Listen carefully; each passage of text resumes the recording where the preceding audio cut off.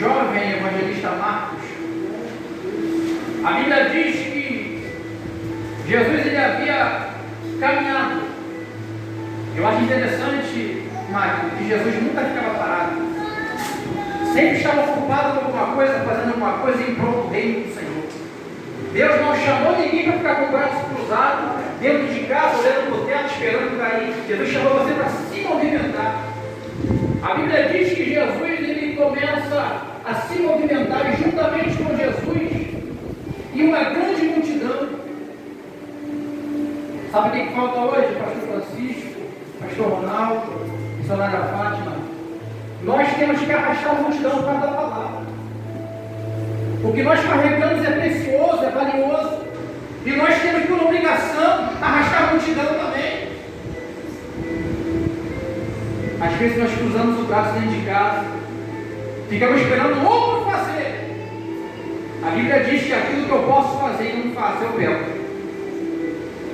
E aquela grande multidão, não importa que seguiam a Jesus por causa de milagres, mas interessante é que seguiam a Jesus. Tempo e fora de tempo. Só que agora Jesus ele vai para uma cidade chamada Jericó. Entenda que no capítulo 10, nesse versículo 46, seria a última vez que Jesus passaria por aquele lugar. A última oportunidade. E agora Jesus ele vai adentrar na cidade. Depois foram para Jericó, e saindo de Jericó com os seus discípulos e uma grande multidão, Bartimeu, o cego, filho de Timeu, estava sentado junto ao caminho. Veja que Bartimeu ele está assentado. Quem chega vê Bartimeu, quem sai também vê Bartimeu. Bartimeu foi colocado num lugar estratégico. A Bíblia vai dizer que agora, quando Jesus aparece no contexto da vida de Bartimeu, porque em algum momento Jesus apareceu para você, em algum momento ele apareceu para mim, porque do jeito que estava, do jeito que nós estávamos, o pastor vai dizer, pecadores, sem destino, sem saber para onde ir, mas a luz da palavra chegou em nossa vida e nos deu uma nova direção, nos tirou da rota da colisão da morte. Aleluia. Porque sem Jesus não tem vida, sem Jesus não tem salvação. A Bíblia diz que ele é o único mediador, ou seja, ele vai dizer que ele é a porta que leva ao céu. Oh, glória. Mas o nome do ministério aqui vai dizer que é estreito entrar por essa porta, o caminho é difícil. Aleluia, Jesus. E a Bíblia diz que agora Jesus vai aparecer na vida de Bartimeu. Entenda que, como eu disse, foi a última vez que Jesus passaria naquele lugar. E estrategicamente, aquele homem estava sentado junto ao caminho. Entenda que ele é cego. Ele sabia andar, mas ele era cego. A Bíblia diz que Jesus ele passa. Por que Jesus não passou?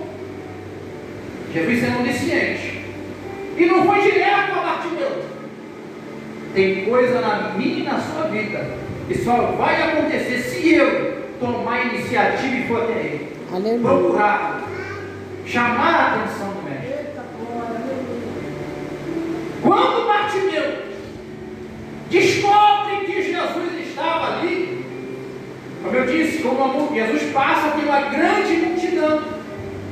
Ele era cego, mas ele ouvia muito bem. E a Bíblia vai dizer que a fé é o firme fundamento daquilo que não se, mas se.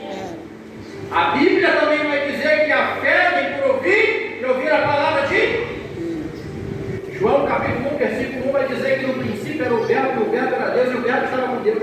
A palavra estava passando diante de Bartimeu. Oh glória, oh glória.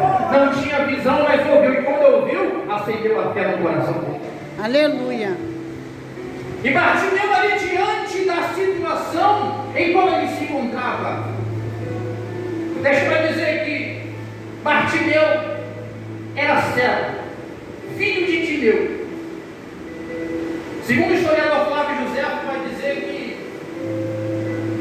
Quando Timeu, pai de Bartimeu, aposenta-se, ele era um militar, ele resolve montar um comércio, né?